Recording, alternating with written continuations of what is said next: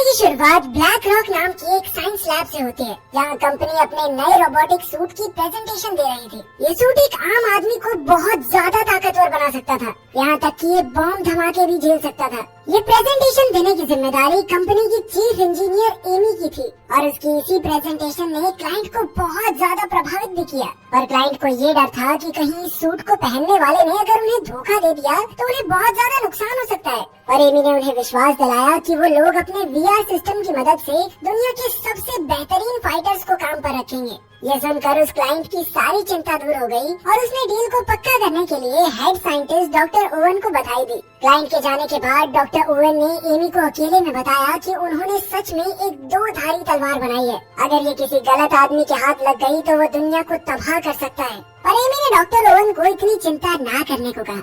उधर एक security team अपने हथियार तैयार करने में लगी थी और आज इस टीम का काम था अपने बॉस एंथनी को बचाना। असल में एंथनी ने एक ऐसी खोज की थी जिसकी मदद से दुनिया में पेट्रोल का इस्तेमाल बहुत कम हो सकता था और इसीलिए बड़े बड़े तेल के व्यापारी एंथनी की जान के पीछे पड़े थे ताकि वो इंटरनेशनल कॉन्फ्रेंस में इस आविष्कार का खुलासा न कर सके।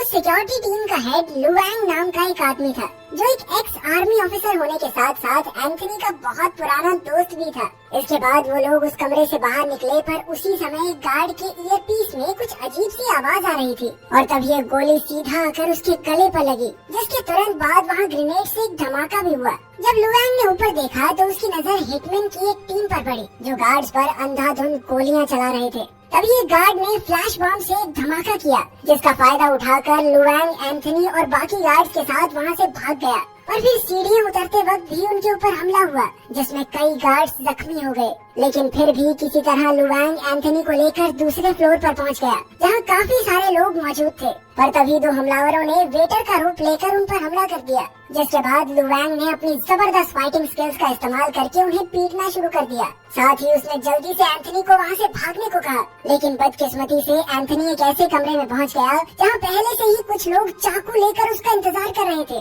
पर ऐन वक्त पर लुवांग भी वहाँ पहुँच गया और अपनी काबिलियत से उसने सभी दुश्मनों का काम तमाम कर दिया। इसके बाद भी जब वो एंथनी को लेकर वहाँ से निकला तो दो और हमलावरों ने उन पर गोलियां चला दी। लुवांग ने अपने दिमाग का इस्तेमाल करते हुए उन्हें भी जैसे तैसे हरा दिया।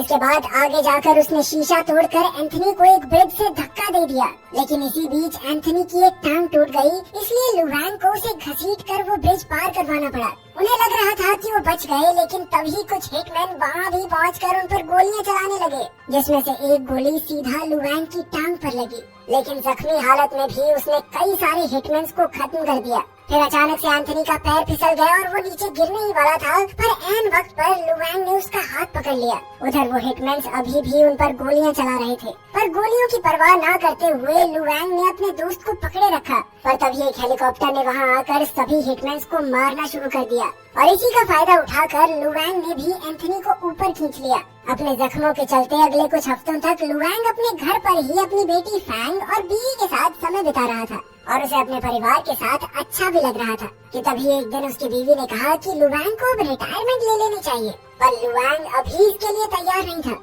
उसी वक्त अचानक घर की घंटी बजी और जैसे ही उसकी बीवी दरवाजा खोलने लगी तो उसका सामना उसी हिटमैन की टीम से हुआ जिसने एंथनी पर हमला किया था। थोड़ी देर बाद लुवांग की बीवी अपने हाथ में एक बॉम्ब लेकर आई जो उसके गले में बंधा हुआ था। लुवांग अपनी बीवी को बचाना तो चाहता था, पर उसके पास समय बहुत ही कम था, इसलिए उसकी बीवी ने खुद को बाथरूम में बंद कर लिया। पर अपनी माँ को ऐसी हालत में देखकर फैंग तुरंत ही बाथरूम की ओर भागी। लुवांग भी आगे बढ़ने की कोशिश कर रहा था, पर तभी उस बॉम्ब के धमाके ने उसकी बीवी की जान ले ली।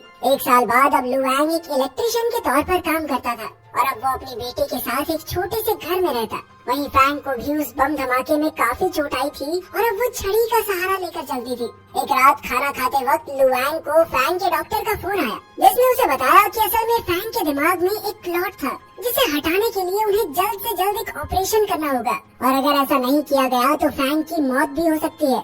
इसके बाद हम एमी को देखते हैं जो एक क्लब में पार्टी कर रही थी और उसी क्लब में लुवांग भी अपना काम कर रहा था। काफी ज्यादा शराब पीने के बाद एमी बाथरूम की तरफ गई जहाँ एक आदमी की नजर उसके ऊपर पड़ी और उसने भी एमी का पीछा करना शुरू कर दिया। उधर अपना काम खत्म करने के बाद लुवांग क्लब के मालिक के पास अपने पैसे लेने पहुंचा। इसके बाद जैसे ही एमी बाथरूम से बाहर निकली तभी उसके सामने वही आदमी आ गया जिसने तुरंत ही एमी के साथ जबरदस्ती करना शुरू कर दिया। और उसी समय लुवांग भी पास से ही गुजर रहा था और एमी की आवाज सुनते ही वो वहाँ पहुँच गया और उसने तुरंत ही उस आदमी को पीटना शुरू कर दिया। वो उसे मारते हुए वापस क्लब में ले आया, जहाँ उस आदमी के काफी साथी भी मौजूद थे। उन्होंने भी लुआंग पर हमला कर दिया, पर अपनी लड़ने की काबिलियत से लुआंग ने बड़ी ही आसानी से सबको पीट पीट कर खत्म कर दिया। और फिर एक आदमी को मारते हुए अचानक से लुआंग को अपनी पत्नी का चेहरा याद आ गया, जिसके बाद उसके सर में बहुत तेज दर्द होने लग गया। और फिर वो इसी दर्द में क्लब से बाहर आ गया, जहाँ उसने किसी तरह से अपनी दवाई खाई और फिर वो वहाँ से चुपचाप चला गया। अगली सुबह लुआंग वापस अपने काम पर चला गया, लेकिन जब बाद में वो घर लौटा तो उसने देखा कि उसके घर का ताला पहले ही खुला हुआ था। लुआंग तुरंत ही चौकन्ना हो गया, पर जैसे ही वो फ्रैंक के कमरे में गया तो उसने देखा कि एमी फ्रैंक को एक कहानी सुना रही थी। जिसके बाद लुआंग ने एमी को थैंक्स भी कहा, क्योंकि पिछले कई दिनों से फ्रैंक बहुत ज्यादा उदास थी और एमी से मिलने के बाद से वो काफी खुश हो गई थी। मगर एमी को ये समझ नहीं आ रहा था कि आखिर लुआंग जैसा इतना काबिल आदमी ऐसी बेकार सी जिंदगी क्यों जी रहा है। लुआंग का कहना था कि मुझे इस सब के अलावा और कुछ नहीं आता, पर एमी चाहती थी कि वो उसकी कंपनी के लिए सिक्योरिटी हेड का काम करे, जिसके लिए लुआंग ने साफ इनकार कर दिया। पर फिर भी एमी ने उसे एक बार फिर से सोचने को कहा और साथ ही उसने अपना कार्ड भी वहाँ छोड़ दिया, ताकि अगर लुआंग का मन बदले तो वो उसे कॉल कर सके। जैसे ही एमी वहाँ से निकलने वाली थी तो उन्हें फ्रैंक के कमरे से एक आवाज आई और जब वो दोनों वहाँ पहुँचे तो उन्होंने देखा कि फ्रैंक जमीन पर पड़ी हुई थी। लुआंग बहुत ज्यादा डरा हुआ था, पर फिर एमी ने तुरंत ही फ्रैंक को एक इंजेक्शन लगाया, जिसके बाद वो वापस से होश में आ गई। अगले दिन लुआंग को फ्रैंक के डॉक्टर का फोन आया, जिसने उसे बताया कि किसी अनजान आदमी ने फ्रैंक के इलाज के पैसे भर दिए हैं। और जब वो घर वापस पहुंचा तो उसने देखा कि फ्रैंक आराम से सो रही थी। इसके बाद वो तैयार होकर एमी से मिलने ब्लैक रॉक की लैब में पहुंच गया। सबसे पहले लुआंग ने इलाज के पैसे भरने के लिए एमी का धन्यवाद किया, पर एमी ने सीधा उसे रोबोटिक सूट के बारे में बताया और वो चाहती थी कि लुआंग इस सूट का पायलट बने। और फिर लुआंग ने एमी को बताया कि मुझे PTSD है, जिसका मतलब ये था कि कभी कभी लड़ाई करते वक्त उसे अपनी पत्नी की मौत याद आ जाती है, जिसके बाद वो कुछ भी करने लायक नहीं रहता। पर एमी ने बताया कि मैं तुम्हारे बारे में सब जानती हूँ, चिंता मत करो। इसके बाद लुआंग 3 और आदमियों के साथ VR मशीन पर बैठा, जिसके शुरू होते ही वो एक शिपिंग यार्ड में पहुंच गया, जहाँ उसे कई सारे दुश्मनों के बीच से एक औरत को बचाना था। लुआंग ने तुरंत ही एक एक करके सभी आदमियों को मारना शुरू कर दिया और सभी से लड़ते हुए वो एक कमरे में पहुंचा, जहाँ काफी सारे आदमी उसका इंतजार कर रहे थे। पर लुआंग ने अपनी ताकत से उन सभी को भी हरा दिया। पर तभी उसकी नजर वहाँ मौजूद उस औरत पर पड़ी, जिसकी शक्ल हूबहू उसकी पत्नी की तरह थी। उसे देखते ही लुआंग के सर में जबरदस्त दर्द हो गया, जिसके बाद वो झटके से मशीन से उठ खड़ा हुआ। अब लुआंग वहाँ से जाना चाहता था और इसीलिए वो चिल्ला चिल्ला कर दरवाजा खोलने को कहने लगा, लेकिन तभी वहाँ एक बहुत बड़ा धमाका हुआ, जिसके बाद कुछ हिटमैन्स ने वहाँ आकर अंधाधुंध गोलियां चलानी शुरू कर दी। पर किसी तरह उनसे बचते हुए लुआंग वहाँ से बाहर आ गया, जिसके बाद हिटमैन के लीडर ने लैब में बॉम्ब लगाकर उसे उड़ा दिया। इधर लुआंग को काफी चोट आई थी, लेकिन फिर भी उसने बिना शोर मचाए अकेले ही अपनी मरहम पट्टी की।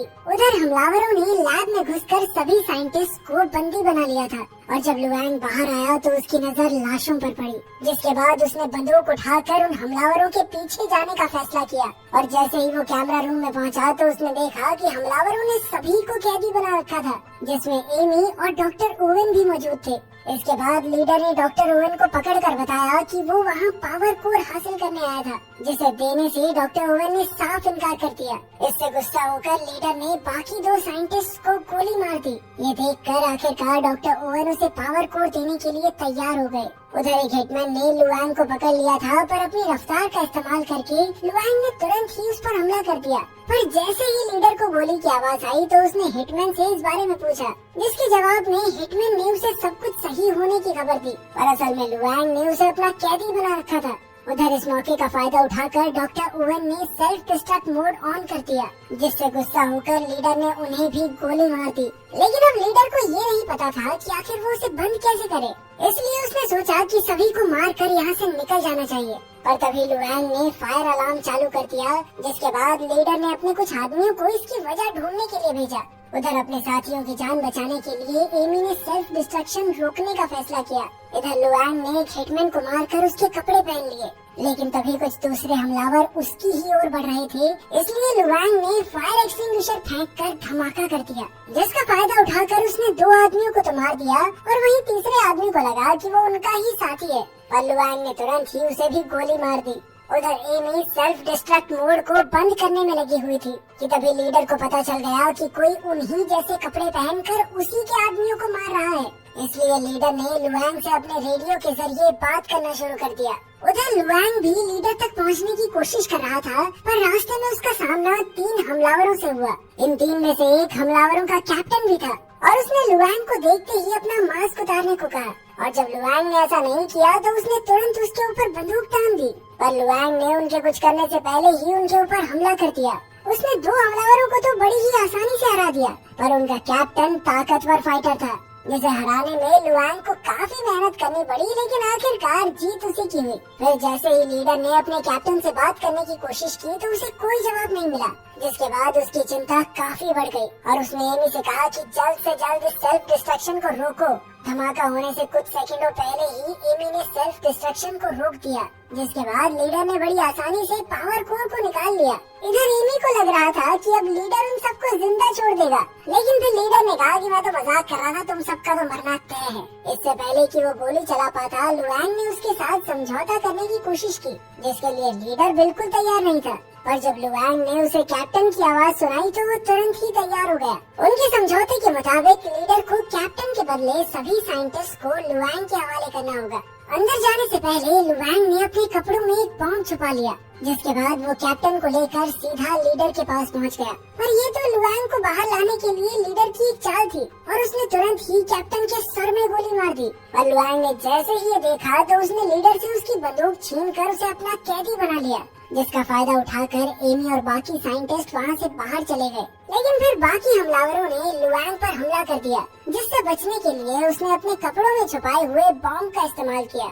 उस बम धमाके का फायदा उठाकर लुआंग वहाँ से बाहर निकल गया, पर बाहर आते ही उसे एमी के चिल्लाने की आवाज सुनाई दी, जिसका पीछा करते करते वो एक कूड़ेदान में कूद गया। थोड़ा आगे जाने के बाद उसकी नजर लीडर पर पड़ी, जिसने एमी को पकड़ रखा था। लीडर ने एमी को गोली मारने की धमकी देते हुए लुआंग को अपनी बंदूक छोड़ने को कहा और लुआंग ने डर के मारे बिल्कुल ऐसा ही किया। पर असल में लीडर की बंदूक खाली थी, इसलिए उसने लुआंग की बंदूक उठाकर एमी और लुआंग को गोली मार दी। पर इस बंदूक में भी 2 ही गोलियां थी, तो अब लीडर लुआंग को मारने के लिए एक पोल ढूंढ रहा था। पर एमी ने उसी वक्त उसका पैर पकड़ लिया, जिसके बाद लीडर ने उस पर भी कई वार किए। ये सब देखकर लुआंग को अपनी बीवी की शक्ल याद आ रही थी और जैसे ही लीडर ने लुआंग पर हमला किया तो उसने अपने इस हमले को रोककर उसे पीटना शुरू कर दिया। लेकिन लीडर भी काफी ताकतवर था और इसीलिए उन दोनों के बीच कांटे की टक्कर हुई, जिस दौरान लीडर ने लुआंग को लात मारकर एक नुकीली चीज पर धकेल दिया और इसी दौरान लुआंग ने उसके शरीर पर बंधे हुए ग्रेनेड की पिन को निकाल दिया था,